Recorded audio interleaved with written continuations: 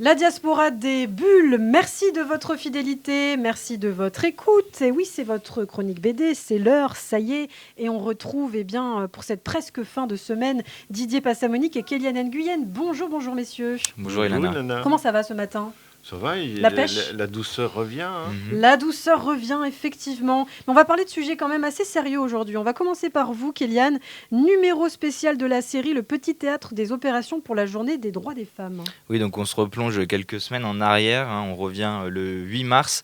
Et cet album intitulé Toujours prête est un spin-off de la série Le Petit Théâtre des Opérations, qui est une série qui a été née sur YouTube avant de devenir un album, puis une exposition à louer et qui se déplace. Et en fait, l'idée, c'est de parler de personnages ou d'événements historiques qui sont tombés un petit peu dans l'oubli, que la mémoire collective a oublié, alors que c'est des destins complètement fous.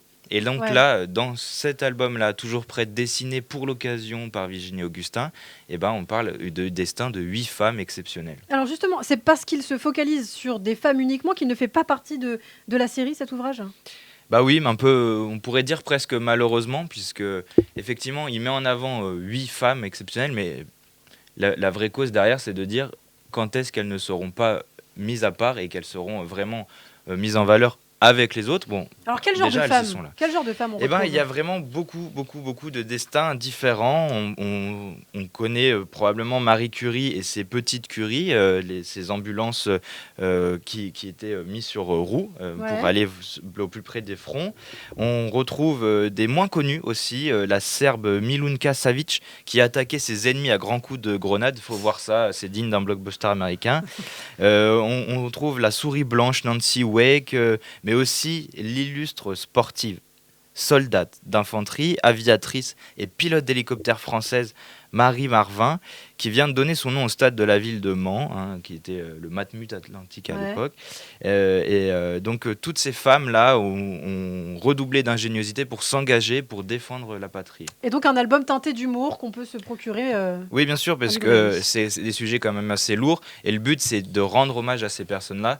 Donc il y a un peu d'humour un peu absurde, l'esprit un peu goscinien qu'on retrouve pour pouvoir alléger tout ça. Ça s'appelle Le Petit Théâtre des Opérations, toujours prête par Virginie Augustin et Julien Hervieux. Très bonne autrice, Virginie Augustin, elle a fait des bouquins très bien. Eh bien, on vous entend, Didier. Merci, Kéliane. On vous entend, Didier, justement, c'est à vous. Alors, au-delà des victimes trop nombreuses, alors c'est vrai qu'on parle beaucoup des BD liés à la Shoah dans cette chronique, au-delà des victimes trop nombreuses de la Shoah en France, il y a la question des enfants cachés également. Après la guerre, qui récupère ces enfants qui ont fait l'expérience, parfois très jeunes, de la clandestinité ?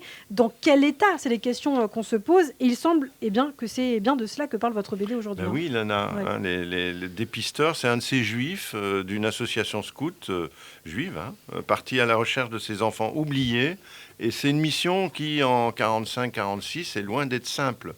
Parce qu'après la Seconde Guerre mondiale, le monde découvre l'horreur des camps de mise à mort et l'ampleur de ce qu'on allait nommer plus tard la Shoah.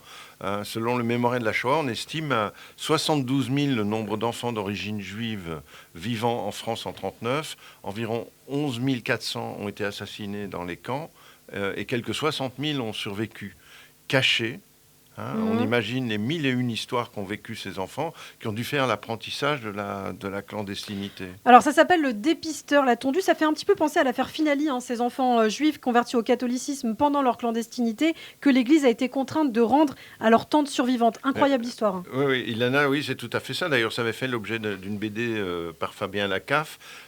Ici, c'est une véritable enquête qu'on suit, qui recouvre plein d'histoires sordides, comme on en a connu à la Libération, c'est-à-dire les femmes tondues, etc., et qui s'entremêlent avec un acte que l'on peut qualifier d'héroïque, qui vaut le plus souvent d'ailleurs une reconnaissance de juste parmi les nations de la part du Yad Vashem. Ouais. Et donc, la question, c'est est-ce que le jeune Samuel saura retrouver l'enfant caché ? Est-ce que cet enfant est toujours vivant ?